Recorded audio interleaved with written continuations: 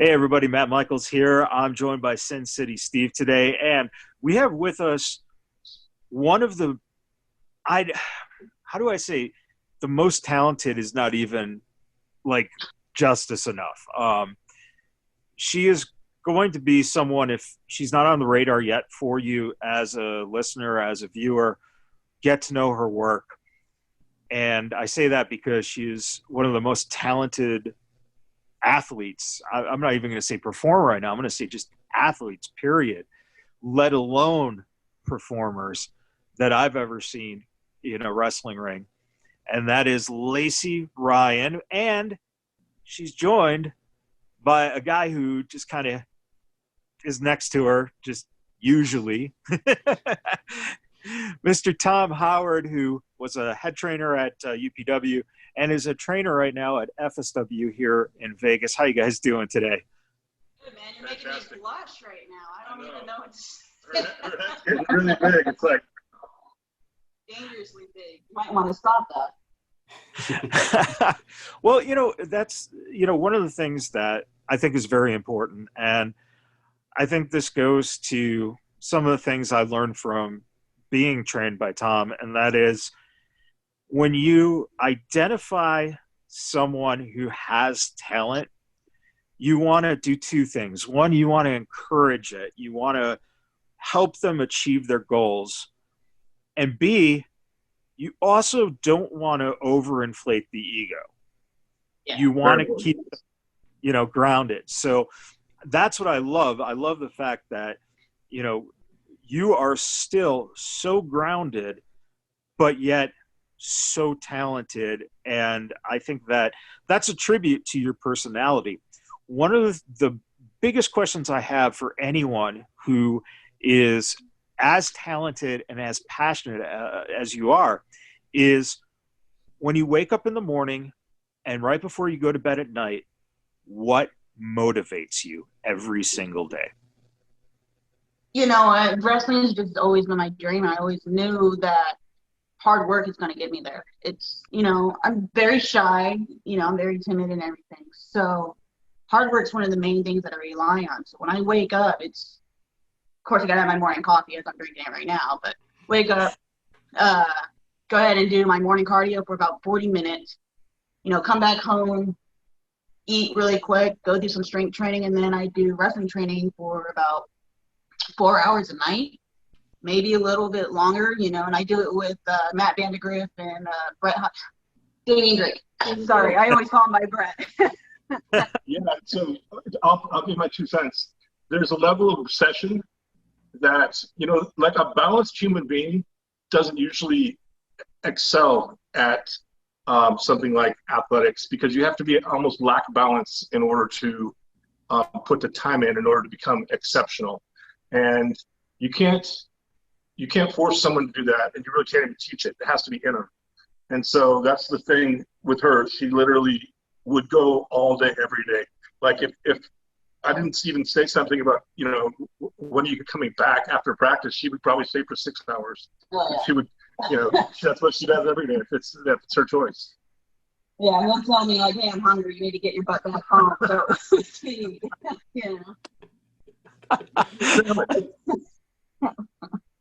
That's awesome. And really quick, before you jump in, yeah, what is it about that dynamic between the two of you that really works for you guys? Good point. Well, it's like you said, he does a really good job of keeping me grounded, which I really do love, because there are times when I get into my head and he really talks me down and everything. And there are times when I'm lazy and he pushes me to work my hardest. And, he's just always been my better half. He's always been there to push me through every little obstacle, Yeah, I can be a little hardcore. Yeah. So when it comes to people I'm really close to, I treat them the way I treat myself, which is pretty brutal. They always say you should be kind and love yourself, but I've always been pretty hard on myself. And so, I have a joke going with her and Matt and Damien Drake, and I record their matches and then right at the end of the video, I'll whisper, "You guys are the shit." And then we watch it afterwards, and we all watch it as a group, and then right at the end, you guys are the shits. So we just joke about it. I mean, everyone knows that's how you show love, but you also gotta push people. They don't need to be pushed, but that's just my personality. Yeah. She thrives on that. It's actually done in a positive fashion. It sounds like it's negative, but you know, there's a bit of a military mindset there. Like you gotta go in and outwork everyone. Bottom line. Yeah, I always jokingly tell Joe DeFalco that I will always be the hardest worker in the room. You know, that's just my personality, and then I don't want to disappoint him either. You know, so there's that part of it as well. Without a doubt, you know, that's key. And Tom, you have quite the track record with training, developing talent, getting them to the next level, including, but definitely not limited to, people like John Cena, Victoria, Chris Masters, Brian Kendrick, Paul London, Samoa Joe, many, many more. Out of the students that you are currently working with, who's somebody that stands out that has really impressed you and someone that you could see prospering at the next level? Yeah, it's going to have to be, if I don't say her, then I'm in big trouble. So her. No, but, you know, there's three people that go in there every day, and I'm in there most of the time with them. And that's Matt Vandergriff and Damian Drake and her. And they all show up before classes, after classes, and they just get in there and grind every single day. So, you know, it's funny because I wouldn't necessarily pick them out. The way I came up in wrestling was a bunch of 250 to 300 pound monsters. So now when I see these guys that are smaller, it's still hard for me because I still have the deal with wrestling that you have to look like it's a guy that you wouldn't want to ever fight, you know, or you see him in a bar. There's something in WWE they call the airport test. And that is, when you walk through an airport, if people stop and look and say, who is that guy? That's who Vince wants to hire. And I understand wrestling's different now, but I still have a little of that inside. So for me, when I see the hard work, the work ethic, the mindset, those are the three main guys that stand out, the three main people that stand out in my mind. Yeah. With that, what I remember the most about Samoa Joe, for instance, is that when he would teach a class, if you were injured or if you were outside the ring not working on something, he'd tell you, get on the stationary bike, you know, do squats, do push-ups, do sit-ups, because you were needing to basically condition yourself, not only in body but in mind, that this is what your instrument is for the business. And it always stuck on me that the harder you work, the easier it is for you to perform. Do you feel kind of that way? 100%. It is an ugly place to be in that ring when you're not in shape. Here's a funny example. You know Martin Casals, Marty the Mob? He's one of my former students. He came out here from Utah, and he had a show yesterday. He hadn't wrestled in 6 months. And he's telling us how nervous he is about getting blown up. And he's getting blown up, telling us how nervous he is about getting blown up. And I'm like, there's nowhere to hide. And the real trick there is, it's funny because you either put that time in, and then you can go out and relax in the ring, or you don't put the time in, and it's a nightmare being in there for 20, 30 minutes and getting blown up and not being able to perform. And then all you have is regrets at the end, man. And it's like, that's just misery, because every time you look back and go, why didn't my career do what it should have done? Well, probably because I didn't put that time in. Probably because I didn't come in shape. Probably because I, wasn't eating right, whatever it is. And so if you just cover those bases, then you can pretty much relax, because everything else there, it's just letting your body do what it's supposed to do. And, following up a little bit on that, Lacey, I have a very intriguing question to me, because when I started wrestling, I came in from perspective of a guy who had been acting since I was 5 years old. So my goal was to learn the aspects of wrestling so that I could learn the psychology, learn the physicality, and realize, hey, I'm not that much of an athlete, so, I'm, going to back off of it. But for you, you've got all the athletics down, but you're, like you said, a shy person. How is the transition of magnifying your persona into the ring as compared to being quiet when you're just yourself at home? Well, I think that comes into having an alter ego of something that you've always wanted to be.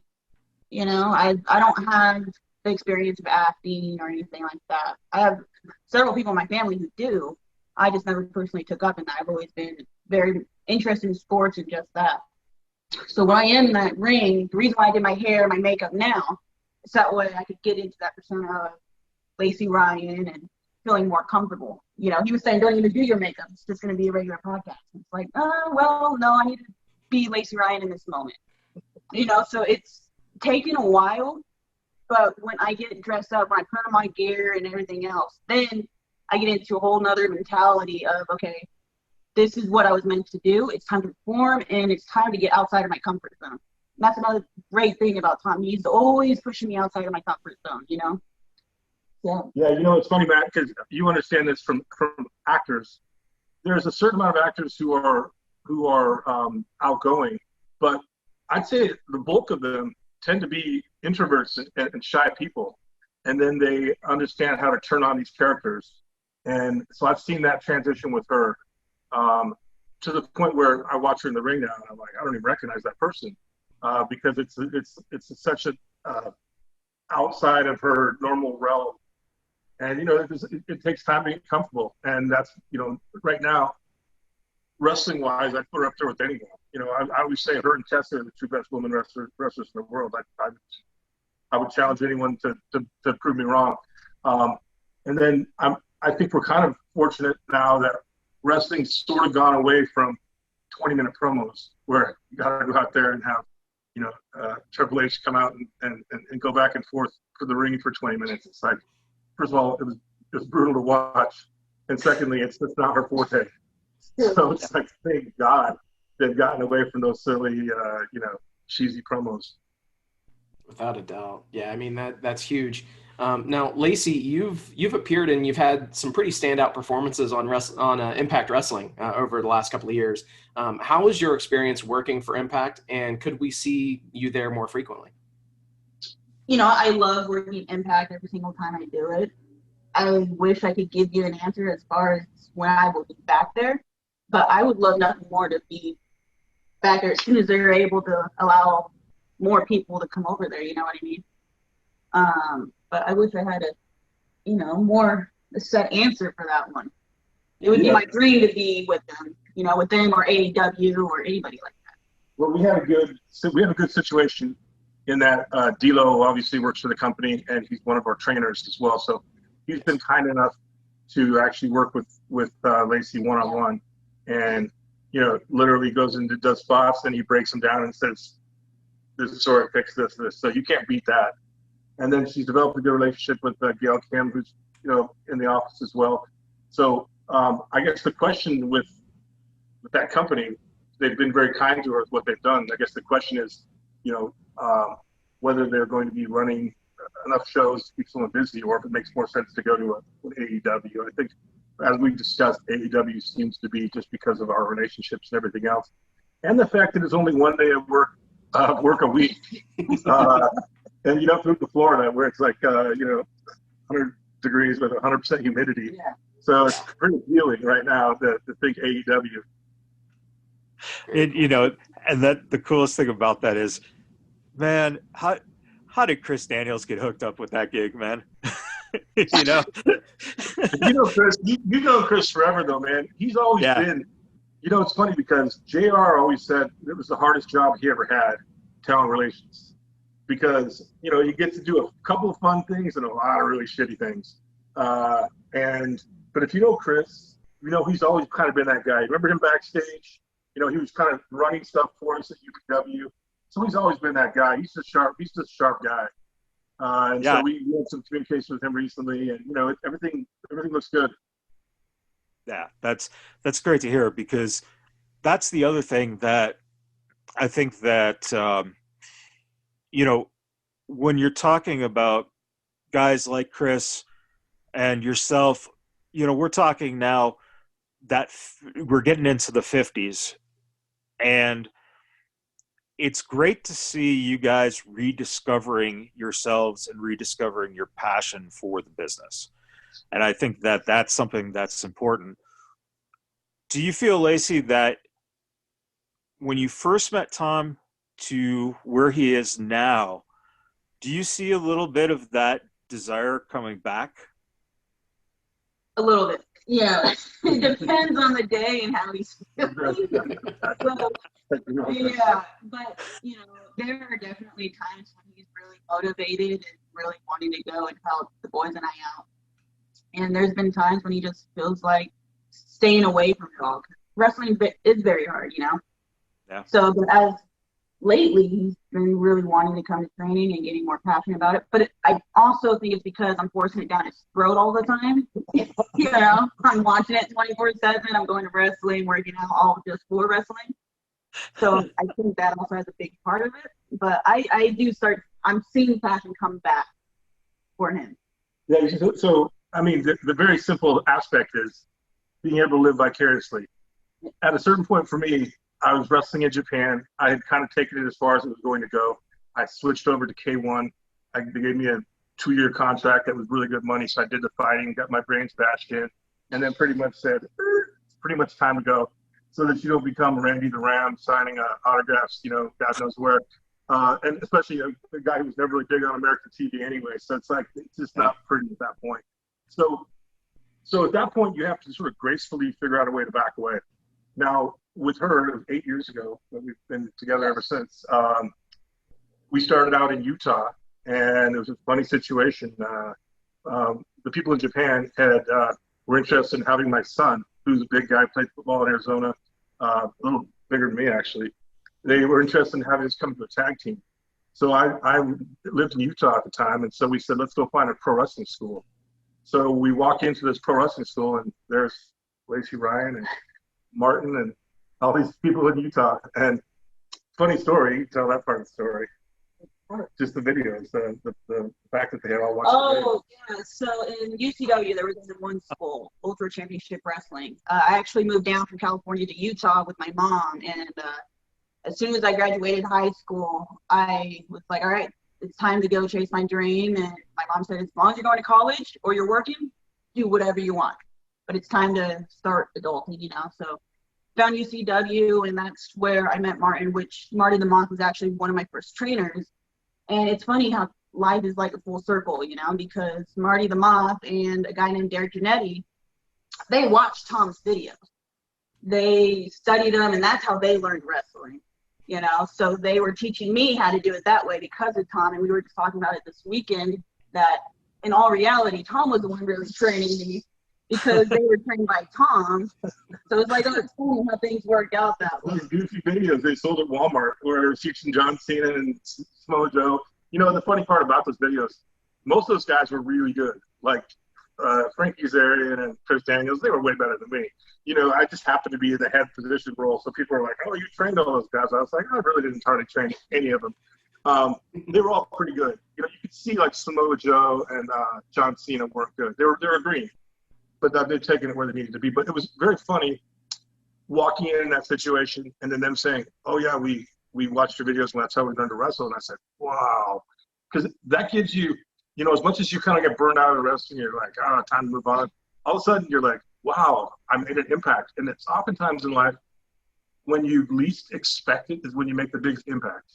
It's when you're trying, things don't so much happen, but it just happens, and you look back and go, oh, wow, that was the big thing that somehow was a big life-changing moment, making this cheesy video series of training for wrestling. Yeah, and even still at FSW, when we get new students, they see him and they start fanboying and everything. That's weird. They know who he is now because of those DVDs. Yeah, it's such a strange thing. I still even get into WWE or the other places when I go backstage. People will come up and mention it, and they'll be like, "I can't tell you how many times I watched those damn videos." And I was like, "Wow!" It's a time they were actually hated on by like Cornette and a lot of people. The WWE gave us permission to do it because we were a development territory, but there was still somewhat kayfabe. It was weird because Vince had already come out and said wrestling wasn't real, but then we had the leftover kayfabe element where it's like, oh, you're destroying the business, and it's like, okay, tell me when I could do this officially, because at some point you're like, okay, we understand this is theater, and so we want to understand how to teach people to be the best they can be instead of playing this game where it's like, you got to find someone who will actually come in and learn the secret handshake, and it's just wrestling was so weird back in the day, and now it's actually it's become healthy.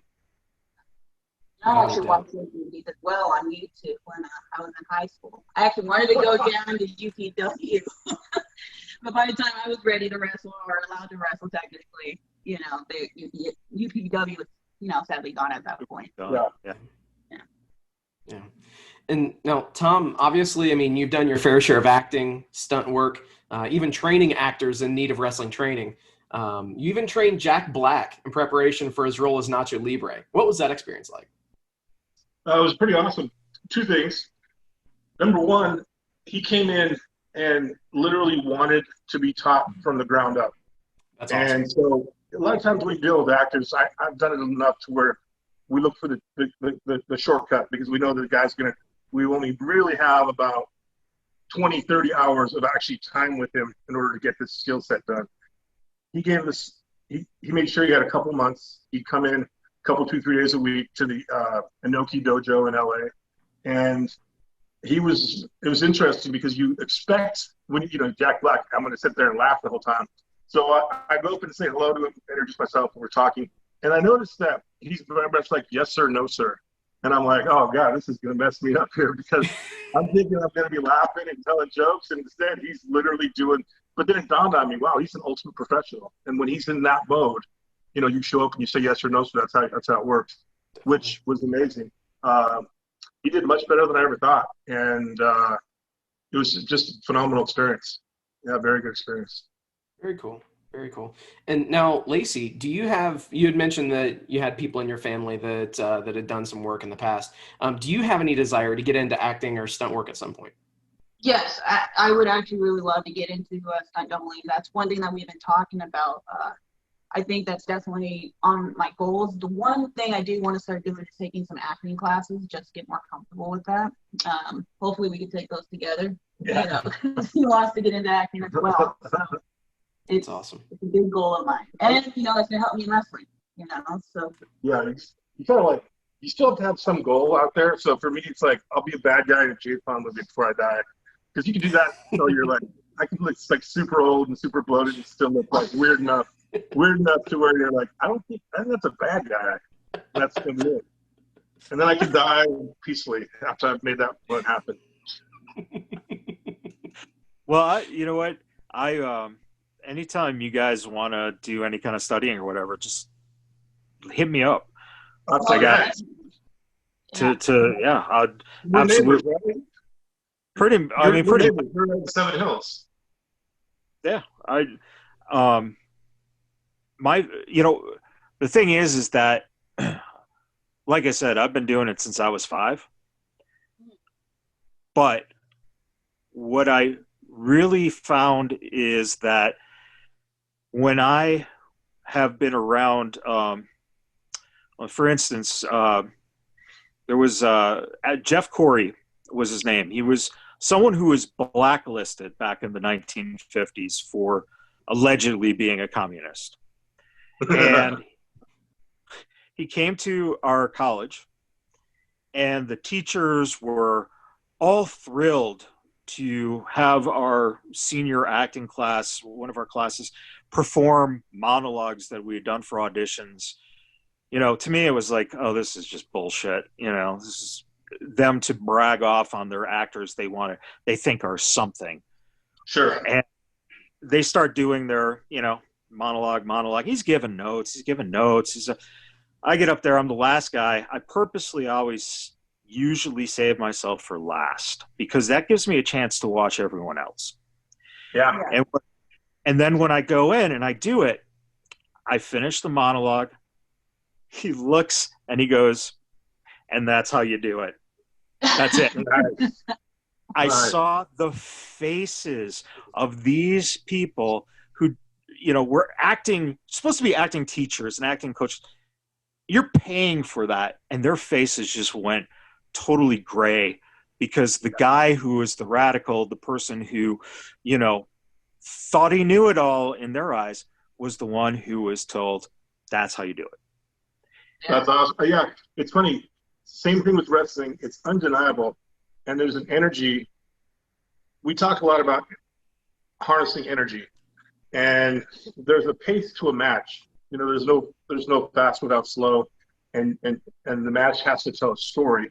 And within the realms of that story, there's a pace that you want to keep because you can't keep people up the entire time. So we talk about this in detail all the time. And when someone's undeniable, be it acting, and they have that skill, or when she gets to the ring and she hits a few moves and stops and pauses and looks at the audience, it's like, oh, undeniable.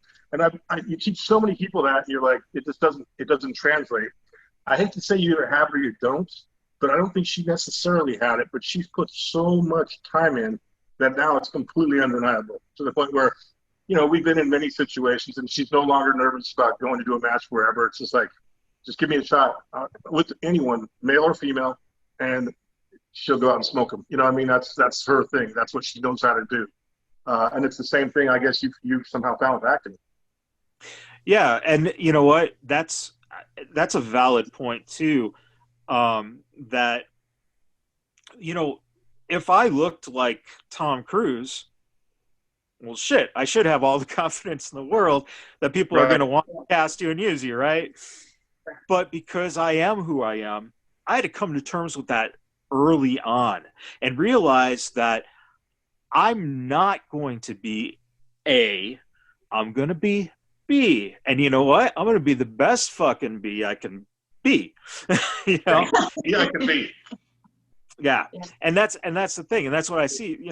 What I love about watching you work, Lacey, is the fact that, and this is the same thing. When I saw Damian Drake work, one of the first things I told him is the reason I gravitated to him and the reason I gravitated to you, Lacey, is because you do little fucking things that people don't take the thought process or effort to do. And that allows A, audience engagement, and B, you're giving something to your partner. Yeah. You are literally handing them something. And it's like, I mean, have you found just the joy in discovering when you have a live audience?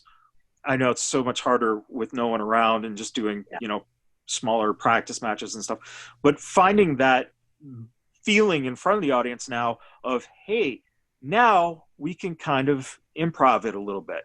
We can play off this a little more. Oh yeah, that's one thing Matt Vandegrift and Damian Drake and we all work on is one, calling on the fly, but the other thing is really focusing on facials and everything like that, so that way the crowd can really connect with you. For me, when I'm in the wrestling ring, it's 100% real. I take it so seriously. It's my life. It's the number one thing I've always wanted to do. And so when I'm in there, it's completely real. And when I wrestled Tessa Blanchard, she taught me so much in that match. And it's just with the timing, like, I don't know if I could break kayfabe right now, but, after a pin, 1, 2, kick out, like, hey, slow the F down really quick. Like, oh, that's so refreshing. Everybody's so quick, like, next thing. You just take your time, relax. So just sitting there, catching my breath, and then watching her facial expressions, things like that, that's when it clicks. Like, oh, that's what I need to work on to get to that next level. So during quarantine and everything like that, that's all I've been focusing on. Because I want to be as good, if not better, than Tessa Blanchard. I want to be the greatest. That's my goal.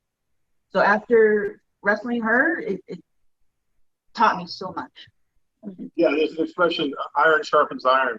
And she had wrestled a lot of people, but she never really had the chance to wrestle with someone at that level.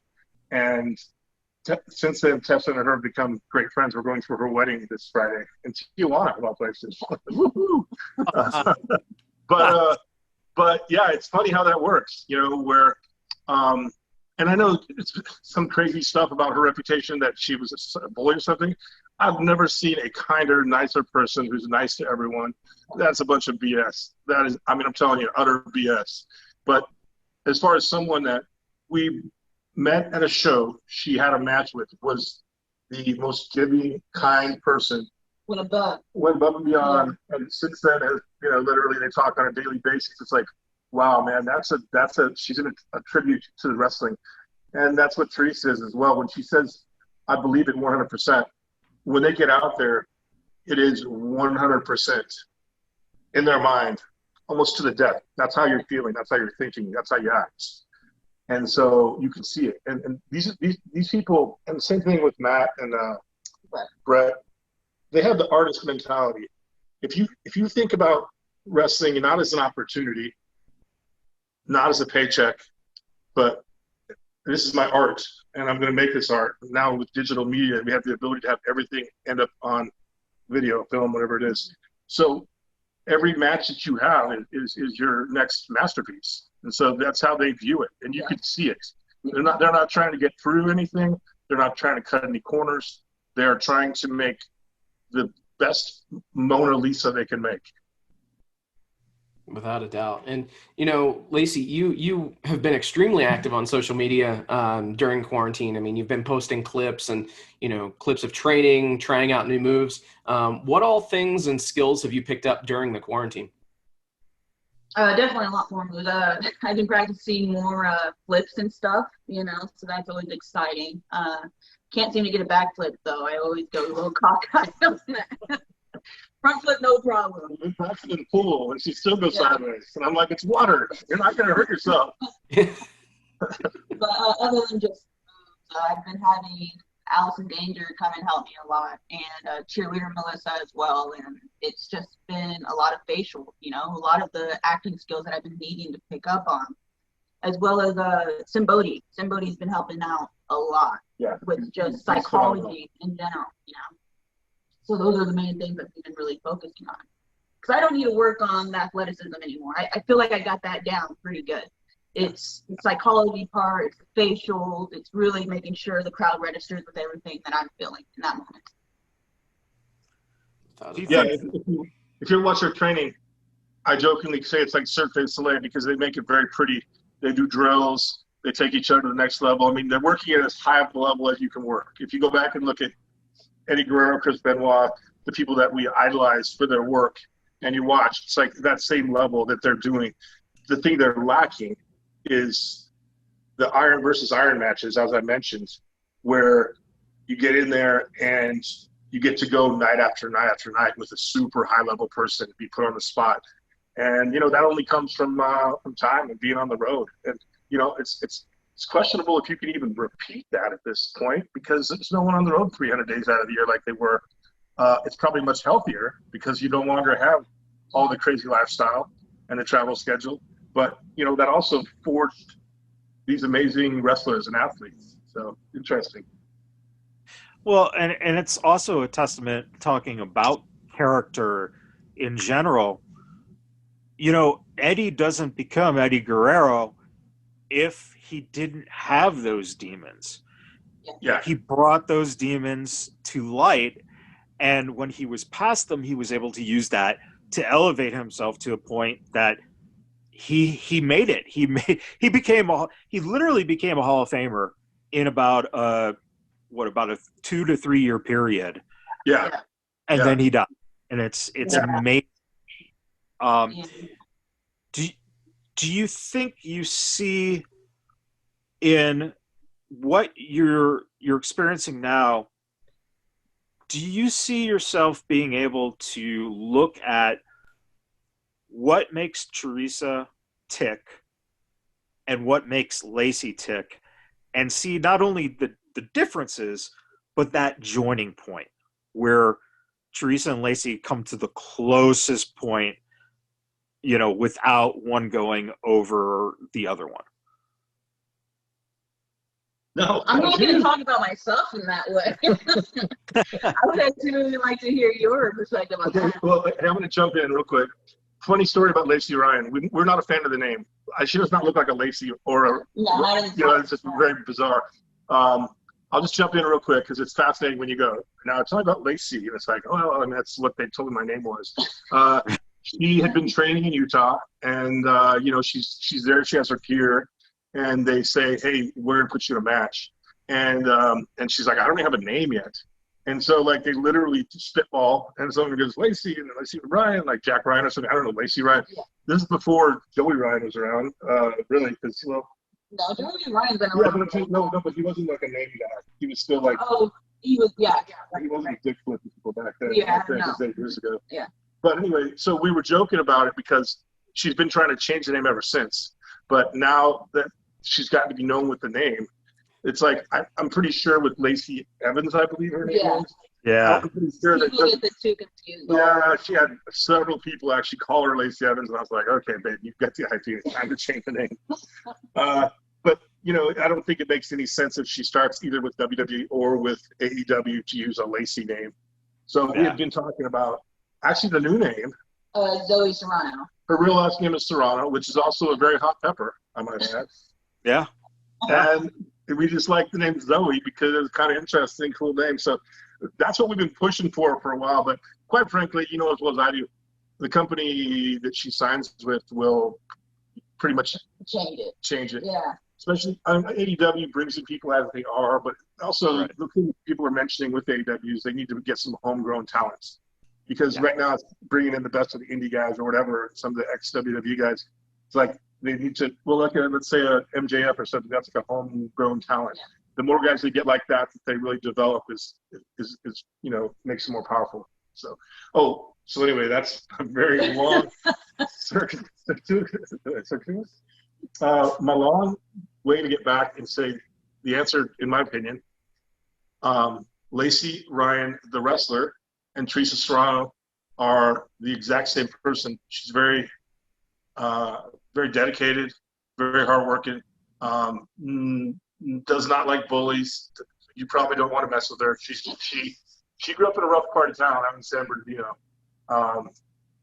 And, you know, the house had bars on the windows and you know, used to have, you know, weird stuff happen as she's like going to school, you know, guys pulling up in cars and stuff. So she grew up with a chip on her shoulder. You know, I didn't have bars in the window. Okay, you told me that. Is that right? No, there was security. Yeah, we had security. We kept our doors locked. It was not a safe area at all. It was by your old school. Yeah. It's where the school Hard Knocks, Jesse Hernandez, where the school is. Yeah, school. Yeah. If anybody knows that area, I was down by K Street. It's a pretty rough area, and it's gotten worse since. It was one of those things where I would have to go ask my dad, hey, can I run literally right across the street to the corner store to go grab some snacks? He'd be like, yeah, you got to take your brother with you, you know? Or he would stand outside and watch. Like, okay, my daughter's safe, and now she's coming back. It's just one of those things where we were very careful, you know, but no, I'm exaggerating. It's not a good story if I make it sound like it's all, you know, nerfed. But so, like when you see Michelle Rodriguez in movies, the girl she plays, kind of like just a tough girl, don't mess with me. That's like real life her. Nice as could be, but that's, if I had to say a character, that's exactly who she is in real life, and that's who comes out in the wrestling. Yeah, that's what I attribute to a lot of things. I've always looked up to people like that, you know, especially somebody like my mom's like that. Yeah. You know, yeah, she grew up in Long Beach, the same attitude. So we jokingly say I have the resting bee face, you know, so I really got to focus on smiling and everything like that. But it also comes from, I guess, protecting myself in a way. Yeah. Yeah. It's you put that face on, like, don't mess with me face. Yeah. Yep. No, you're 100% right. And you know, growing up as a kid, that's so funny you say that because I did the same thing. Because I knew how to mat wrestle, I would walk home and I'd have that look on my face, like, if you fuck with me, I'm crazier than you. Yeah. You know? Yeah. Yeah. Yeah. It's a hard thing to break too, Oh, absolutely. And then the worst part about it is when people constantly ask you or assume something is wrong or that Yeah. you are an angry person. Yeah. Like, I know, I promise you, I'm very sweet, but I'm also going to make sure that I can trust you first. Yeah. So. Steve, you want to chime in on this one question I think is really pretty fascinating. I think this is a great question. Yeah. So a question that I have actually for both of you guys. If you were able to do so, what is the biggest piece of advice that you could give to your younger selves? Oh. You want me to start? Yeah. Yes, sir. Yeah, just because I'm older than dirt, so for me it's easy. So I've always been a very kind and loving person. I was raised Mormon, and it's been ingrained since I was a very young kid. The problem is, I'd say I've been particularly hard on myself. So I would say show yourself the love that you show other people. That's number one. With that comes the peace and serenity of knowing that everything will be just fine. And then the third is just, I've always lived in the moment. I mean, really in the moment. Like, if I died tonight, it was a hell of a run. Die tomorrow morning is even better, like we're all on borrowed time. If I could go back and say, hey, put in the extra time. Don't so much live like tonight's the last night of your life. That's probably some advice I would give. That's not, like I said, you see guys like John Cena come in the business and you go, what exactly did he have? Well, I can tell you the intangible but he had a work ethic that was sick, and he still does. And you said to yourself, if I could apply that work ethic with the tools I had, where could have I gone in wrestling? So those would be the basic things for me. For me, probably don't take things so seriously. And, I think the one thing was for me is to make sure I give my dad a very hard time growing up. And that's one thing I really I would tell myself now to not do that. He's just trying to do his best, as every parent does. My dad was one of those guys where, so I moved around a lot. I lived all over the Inland Empire, and my parents broke up when I was about 12. So my mom moved down to Utah. My dad stayed in California. My brother and I moved back and forth from Utah to California so many times I left counting. And we finally ended up in San Bernardino. I wanted to go to school with my best friend in Corona. So if anybody knows San Bernardino to Corona, it's, I don't know, an hour and a half, right? Yeah, about an hour. Yeah. So he would wake up at 3 a.m., get dressed, wake me up at 4 a.m., take my butt to my friend's house down in Corona. My butt. I'm trying to cut. Down to Corona. And so I could go to school. He would drive all the way back towards San Bernardino just to go to work for 8 hours and then drive all the way back to Corona to come back home.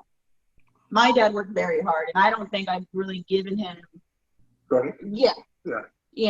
So I would definitely tell myself, my younger self, to relax, enjoy life, and don't give your parents such a hard time. I feel really bad about that. I think about it often. As we kind of wrap up here, do you, Tom, see in that work ethic that you just talked about with Cena? It's funny you say that, because anyone who's asked me, I've always said that while we were going home, John would go downstairs in the basement and lift weights, or sure. He was always doing something that would be the next step to getting him to the next level. Yeah. Do you see in Lacey, Teresa, that work ethic and that desire that you saw in John? Because it's rare. There's only a handful of people who have it. And I think, and in Matt and Damian, I see it as well, that there is something that is a fire, I guess is the best way to put it, that even if you like a birthday cake with fake candles, you know, those that you blow out, but the Right. flame just keeps coming back. Do Yeah. you see that in their ethic and what they're striving towards? Yeah, yeah. So it's fascinating because if people who watch Lacey now, you see her and she looks almost like she's getting ready for a bodybuilding contest. She was not. That's not her natural. You know, she was when I first met her. She was. I don't want to say pudgy, but what would you say? Not in great shape. Yeah. She. I've always been on the if you- chubby side. Yeah, if you watch her do kicks now, you think that she's, you know, damn Bruce Lee. Well, when I first met her, she could not kick if her life depended on it. She had really shitty kicks, and I let her know all the time. The same thing with the high flying. She was afraid to go to the top rope. I mean, you did it a few times, but so every single thing that she's now become that you go, wow, that's all created. That's all, and it's me pushing her, but really her pushing herself. So yeah, when you talk about someone else like a Kurt Angle, for example, I was in it's called the Funking Dojo at Stamford, Connecticut. It was they brought in the Hardy Boys, Edge, Christian, a bunch of these. The Rock was the one before me. So they had these camps where they're getting ready to start guys on TV, and so that's the first time I met Kurt Angle, and I ended up doing dark matches with him for like a year. So we had to do our daily workouts in the ring and at the gym, and it was brutal. And most people had trouble getting through it. And he would show up 2 hours before and do cardio, full force, 2 hours every day. And I heard about it from everyone there, and I'd see it. And I realized he wasn't doing it because he wanted to be better. He was geared that way, and he had to keep himself in that mindset. Strangely with him, it showed later when he got into the problems with addiction those demons come out. It's energy. So, you know, the big thing with someone like Teresa, she has the energy, she has the work ethic. Try to keep a little bit of balance there and try to keep it healthy is the number one thing, because, you know, if you lose complete balance and you lose the healthy mindset, then you're fighting an uphill battle. And that's something John was particularly, and back in the day, Kurt, just two guys that I happened to spend a lot of time with. Neither, you know, they didn't party. They were both like straight shooters, just put in the work. You know, you got 24 hours in a day, and you if today's going to be your masterpiece, what are you going to do that day? And all you got to do is look at it that day, and then tomorrow will be my next masterpiece, and tomorrow's the next one. So if you have that mindset, then like someone like her, she doesn't have to work at it. But I've seen other people try to force it, you know, round peg, square hole. So I guess I can't say that you could force someone to do that. If you happen to have the tools and it happens to be right, then it will work out that way. So I guess it's a broad answer to your question. I will say, I think I have to attribute that hard work to not only you, but my parents as well. Yeah. You know, my mom had 2 to 3 jobs for as long as I can remember. My dad working long hours and long days, and they were the ones that really told me that you never quit, you keep going, you keep pushing through. Very true. So that's part of the reason why I'm using the Unstoppable Lacey brand as well. You know, you just got to keep working. Just because you don't get it the first time doesn't mean anything. You keep at it, you put your mind to it, you'll actually be able to accomplish a lot of things. Yeah, it's interesting as well. You know, maybe like a year ago, we had different people that were interested in having her start up and do some things, and she would have already been on TV. And then things changed with the COVID and everything. And so you're kind of like, oh man, this sucks. When's it going to happen?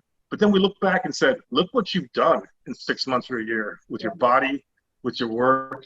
And now let's say it doesn't happen for 6 more months or another year or 2 years, whatever it is. Imagine how far you'll be then.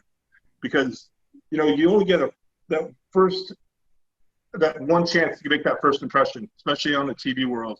So, you know, for me, every time you train, every time you're in the gym, it's putting money in the bank. And so that's it. You know, right now she's got a pretty fat bank account. Awesome. Well, we're going to wrap it up here for now. We'll definitely, you know, obviously have you back, you know, to hopefully when there's actual things going on. you know, Right. I think everyone's frustrated, but at the same point, I think if you're a listener, please go out and look up, Lacey's work. Especially, I encourage this. God, I can't state this enough. If you are either a young woman yourself who wants to get into wrestling and hasn't had the chance, or if you have a daughter who adores wrestling, you can see it in her eyes, expose her to Lacey's work, because it's an inspirational thing for young kids to see someone that they can relate to in their own eyes. And I think that this is so important, because right now, as you're creating your future, someone else's future is going to be influenced by you. And I can't wait to see that happen. And Tom, of course, you're one of the dearest people that in my heart. And Lacey, Lacey, I get kind of choked up, because when I think of good people and people that I love in this business, it's so hard to pinpoint, the good people as compared to just, and Tom, I do. We're still waiting for that barbecue invite, though. I'm starting to wonder if you just didn't love us anymore. It's going to happen at some point. I just, with COVID and everything, being that my parents are on the higher end. True. It's like, I'm telling you, man, it's sad when you see your parents have friends and they have like game nights or, get together for cocktails or something like, and then they can't do this. Yeah. I know. Us, we can still, catch up in public and stuff or whatever, or hang out at a house, or, we're young enough that we're not really too worried about it. But, when you think about, man, it's, God, let's just hope this just gets under control, and then we can start going back to our normal way of life, because I miss it. And I know you guys, being performers, man, it's got to be just itching at you to get back out there in front of a crowd. Oh, yeah. It's been a little rough on that side. I definitely miss performing in front of people, This week she's got a couple of cool things. I'll throw it out there because you might as well. She's going to film the WWE 2K, whatever, the wrestling video. Yeah, and then that's coming up, I believe, next week. And then we have Tessa's wedding on Friday, and then we have Championship Wrestling from Hollywood on Saturday. So we're hustling. It's nice because you get to still feel like you're a part of it all, just little bits at a time. Yeah. And so is Navajo on Navajo Warrior? Is Steve on the 2K this year? I don't know. You don't know? I'm not sure what. I know he works in the video game sector, but they picture it from someone else. The guy Eric Watts actually referred her. Yeah. He's doing the man version. Yeah, Eric, good dude. Yeah, awesome. That's great to hear. Well, on behalf of all of us here at Vegas Bad Boys, again, thank you everyone for listening to our interview with Tom and Lacey Ryan. And please, subscribe, download, listen to us, share, review, everything you can do to support us. I think a good term is what everyone kind of thinks that, oh, you're out to do this to make money. No, we don't. We want people to discover and learn. Yep. So, all right, everyone. It's sharing. It's storytelling. I mean, you get to do it's the same thing we do in a wrestling ring. You guys get to tell stories, and it's magical. I'm a big fan. I'm glad to see. I mentioned that before, but I'm really glad to see that you've done this and taken it to the level you have.